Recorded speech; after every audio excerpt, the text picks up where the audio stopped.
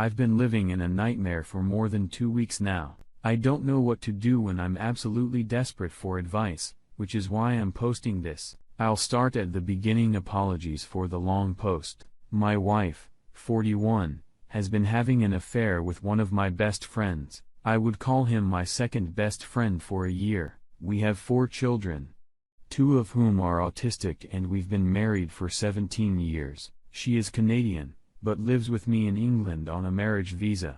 My wife and my friend have been getting very close a few years now, as they have shared interests, e.g.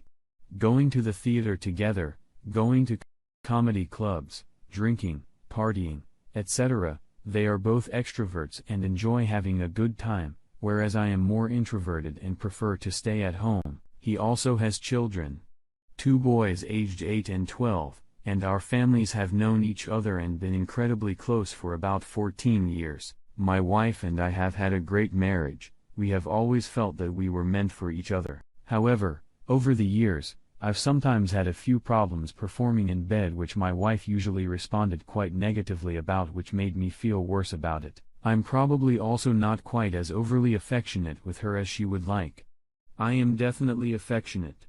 Compliment her, buy her flowers every so often, etc. But I know that she would want more than I give her on this front. Otherwise, our marriage has been genuinely fantastic, and I am in shock that this has happened. About 2 weeks ago, I saw a message pop up on her phone that she'd left on the couch. It was from my friend saying how beautiful she and how it's still thinking about the last time they were intimate. When I saw this message, I was so confused and shocked, and I kept trying to convince myself that it must have meant something else. But because I was suspicious, I checked her Maps timeline data that night while she was sleeping, and there was very damning evidence. The following night, I mustered all mine and challenged her about it. She denied it over and over, gaslighting me, and then I showed her my evidence, and only then did she finally admit it. I begged her for the full truth, and she gave me a version of events that was, I later found out, very watered down.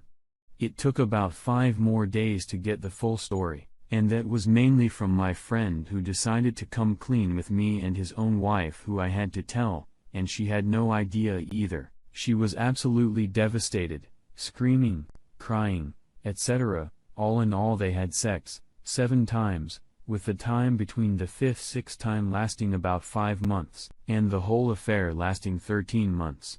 They also kissed, held hands, and did much more whenever they had the chance of privacy in between, even when the families were together. It's also worth saying that their affair started about a week after I found out that my mom had been diagnosed with cancer, and would need some invasive treatment, surgery, chemo, etc., and therefore, I was scared about the prospect of losing her. My wife's dad died a few years ago, and so did my friends, and I, of course, stood by them both and supported them fully during this. It also turns out that she had told my friend and his wife about my performance issues, and that she had called me dull and boring. All this talking behind my back also really hurt me, as I'd never said anything life to anyone and never said anything bad about her behind her back. On the contrary, I have been her biggest supporter. The boring comment upset me because I work really hard for the family, and I'm involved in a lot of community and political work, which I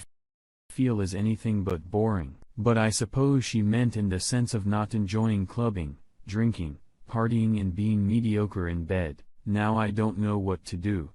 Should I separate from her, divorce her, or try to reconcile and fix our marriage? She wants me to go to therapy and for us to go to couples therapy, both of which I've agreed to. I'm scared to separate and especially divorce because it would devastate my children, who are still quite young, 5, 7, 10, 12, and my 2 autistic children would find the changes to their lives particularly distressing. I am also worried about living a lonely life. I'm the kind of person that needs a partner around them, as I get lonely fairly easily. I worry about things like getting ill alone or having an accident. I'm also 45 years old and not particularly attractive, whereas she is very attractive and would probably find someone else much more easily than me. There's also the fact that I still deeply care for her, and I already miss the life we had so much. The kids still don't know anything, and we're still living together, but our marriage is only what I can describe as in limpa.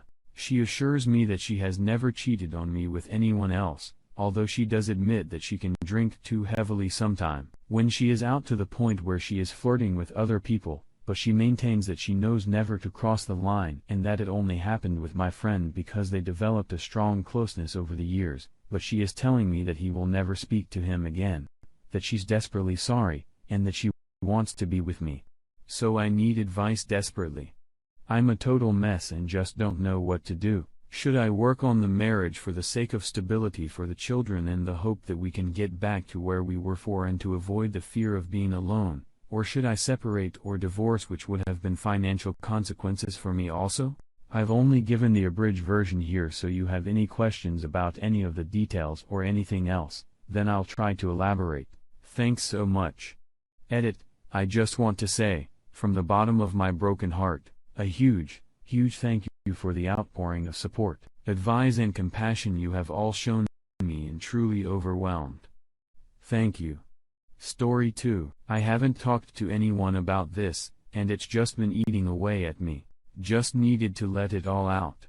Okay, so my wife is on a business trip, and I miss her really bad in many ways, though very much so sexually. I don't like to masturbate to porn because of my beliefs. However, I am a visual kind of guy and it's hard to get off on fantasy alone. I remember that she had said she had nude pics of herself on her dead laptop. She did warn me that these were for another guy and that there were pics of him on there too. I figured I could handle this and decided to go digging for the pics using special recovery tools I had. So I find the pics and like she said, there was one of him on there. Now this guy was a married man going through a divorce when she met him. When I met her, she was to seeing him, and I became the other man to the mistress of a married man. Kinda weird. Anywho, I got curious about their chatting history. So I proceeded to use some specialized software to decode that file of her Yahoo profile's chat logs. I found several chat with several guys all months or years before we even knew of each other's existence. These chats were pretty explicit, some were with guys she only met and chatted with online, some with guys she knew in person. I found some that indicated she had been with 2 guys at once, something she had never told me about. In the chats with the married dude, I found out more information than I cared to know about their sexual relationship. He lived a long ways away, BTW, and she visited him and they had sex. I also found out that she had sex with an acquaintance of ours and screamed the married dude's name when the guy was inside of her. I already hated this acquaintance. Now I hate him more. She had told me early in our relationship that she had been raped by her first HS boyfriend. I, of course, was just glad she was comfortable telling me and trusted me enough to do so. I didn't ask for details. I found in the chats with her married dude that she wasn't raped vaginally. She was still a virgin when it happened, but rather, she told her BF she wasn't ready, and so he only raped her. She never told me this. We had tried anal before, and she was nervous about it, though she suggested it, and now it makes sense why she was nervous. Had I known, I would probably never have agreed for fear of bringing up traumatic memories. I read a lot of the chats, but ended up stopping because I was getting sick to my stomach due to the thought of some other guy being inside of her. I know this is stupid because this was all way before we met, and she had told me about some things but didn't go into detail. Though I also, at one point, said that I didn't really want to know or hear about her past encounters, just Kiana, made me uncomfortable. I was a virgin when I met her, so I don't really have any past experiences to worry about. She was the second girl I ever kissed, and the second ever BJ. She also did tell me about the 2 guys incident in person. It somehow came up in pillow talk after sex. Turns out she was in bed with 2 guys and told them she felt like a slut and made one get out. He watched while the other had her. Again, I know this is stupid of me, but I can't stop thinking about her and some other dudes going at it. I realize this is my own feelings of inadequacies and that it is my own problem, not hers. I am getting over it, but it's rough. Update for anyone interested.